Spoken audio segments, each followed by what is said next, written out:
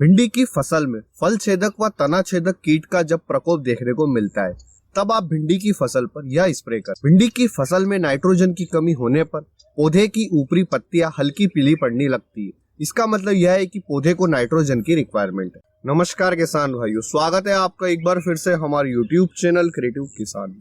आज हम इस वीडियो में भिंडी की खेती से जुड़ी उन पॉइंट्स पर चर्चा करेंगे जिससे हमारा भिंडी की खेती में आने वाली लागत कम हो सके और हमारा उत्पादन अच्छा हो। इस वीडियो में हम मुख्यतः इन 4 पॉइंट्स पर बात करेंगे। नंबर 1, भिंडी की खेती के लिए उपयुक्त मिट्टी और बुआई का सही समय। नंबर 2, भिंडी की उन्नत किस्में। नंबर 3, भिंडी के लिए हमें कौन कौन से खाद व उर्वरक की आवश्यकता लगती है। नंबर 4, भिंडी की फसल के साथ हम कौन कौन सी फसलों की इंटरक्रॉपिंग कर सकते हैं। इन सभी पॉइंट्स पर वीडियो में आगे एक एक करके डिटेल में चर्चा करेंगे।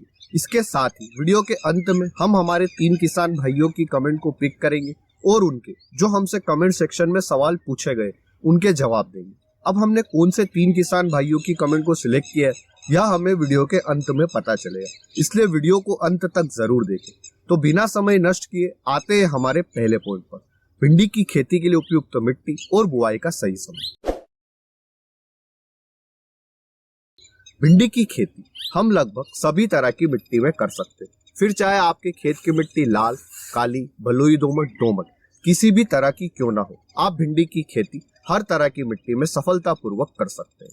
सिर्फ आपको एक बात का ध्यान रखना है कि आपके खेत में जल भराव ना हो। ऐसी सिचुएशन में जब आपके खेत में जल भराव होता है तो भिंडी की फसल में फंगस जनित रोग लगने की चांसेस रहते हैं। अब बात करते हैं कि भिंडी की बुआई का सबसे सही समय क्या है। भिंडी की बुआई का सबसे उपयुक्त समय ग्रीष्मकालीन सीजन के लिए फरवरी से मार्च महीना है व खरीफ के सीजन के लिए जून से जुलाई है। इसके अलावा अगर आप भिंडी की अगेती बुआई करना चाहते हैं तो आप 15 जनवरी के बाद भी भिंडी की बुआई कर सकते हैं। पर अगर रात का टेम्परेचर आपके एरिया का 12 डिग्री सेल्सियस से कम है तो आप भिंडी के बीजों की बुआई ना करें।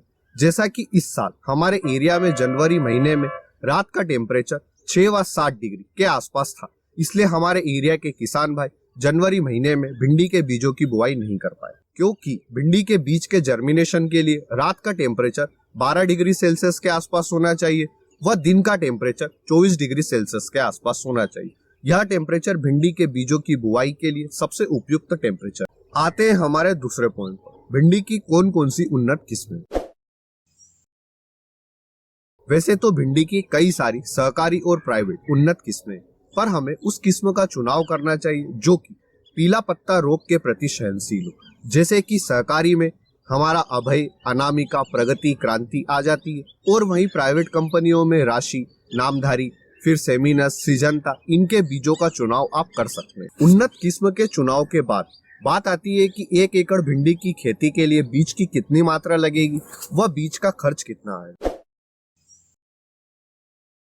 अगर आप ग्रीष्मकालीन सीजन में भिंडी के बीजों की बुआई करते हैं तो आपके बीज की मात्रा लगेगी 4.5 से 5 किलो के आसपास व आपका बीज का खर्च आएगा 20,000 रुपये। वहीं अगर आप खरीफ के सीजन में भिंडी के बीजों की बुआई करते हैं तो आपके बीज की मात्रा लगेगी 4 से 4.5 किलो और आपका बीज का खर्च आएगा 18,000 रुपये। अब यह खर्च पूरी तरह से निर्भर करता है कि हम कौन सी कंपनी के बीज का चुनाव करते हैं। आते हैं हमारे तीसरे पॉइंट पर, भिंडी की फसल के लिए कौन कौन से खाद व उर्वरक की आवश्यकता होती है। भिंडी की फसल में आपको सिर्फ 4 खाद की जरूरत लगेगी। पहला हमारा जैविक खाद हो जाएगा, जैसे सड़ी हुई गोबर की खाद या फिर वर्मी कंपोस्ट। दूसरा NPK, तीसरा DAP, चौथा यूरिया। इन 4 खाद के अलावा आपको भिंडी की फसल में कोई अन्य खाद देने की जरूरत नहीं है। जब आपकी खेत की तैयारी हो जाए तब बीज बुआई के पहले आप NPK अपने खेत में डाल दें। जब आपकी फसल 20 दिन की हो जाए तब आप DAP और यूरिया डाल सकते हैं। DAP आप जितना भी ले उसका 1/3 आपको यूरिया लेना है। जैसे कि हमने DAP लिया 30 किलो तो आपको 10 किलो यूरिया लेना है। 40 से 45 दिन के बाद में आप दोबारा से DAP व यूरिया डाल दें उसी क्रम में। उसके बाद में जब आपकी फसल 2 महीने की हो जाए तब आपको सिर्फ DAP देने की जरूरत है।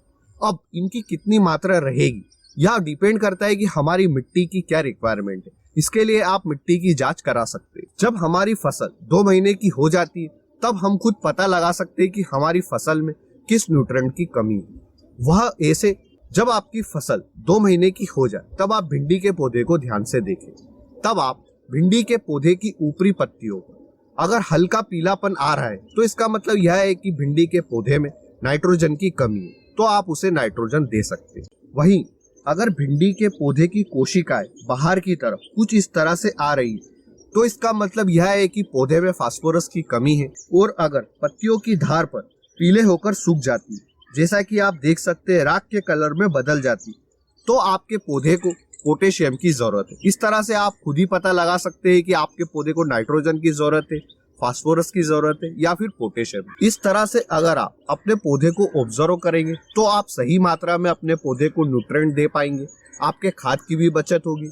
इसका मतलब यह है कि हमारी लागत भी कम होगी और आपका पौधा सही साथ न्यूट्रिएंट लेगा और उसकी ग्रोथ भी अच्छी होगी और आपका उत्पादन भी काफी अच्छा होगा। आते हैं हमारे चौथे पॉइंट पर, भिंडी की फसल के साथ में हम किन किन फसलों की इंटरक्रॉपिंग कर सकते हैं। भिंडी की फसल के साथ में आप इन 6 फसलों की इंटरक्रॉपिंग कर सकते हैं। टमाटर, बैंगन, शिमला मिर्च, सनफ्लावर, लेटस और धनिया। भिंडी की फसल के साथ में धनिया की इंटरक्रॉपिंग करने के लिए आप सबसे पहले भिंडी के बीज की बुआई अपने खेत में कर दें। बीज से बीज की दूरी आप 1 फीट लें। इस 1 फीट दूरी के बीच में आप धनिया के बीजों की बुआई करें। धनिया की फसल भिंडी की फसल के लिए एक सुरक्षा कवच का काम करेगी, क्योंकि धनिया की महक के कारण फल छेदक व तना छेदक कीट भिंडी के पौधे पर अटैक कम करेंगे, क्योंकि ये कीट महक के कारण अट्रैक्ट होते हैं।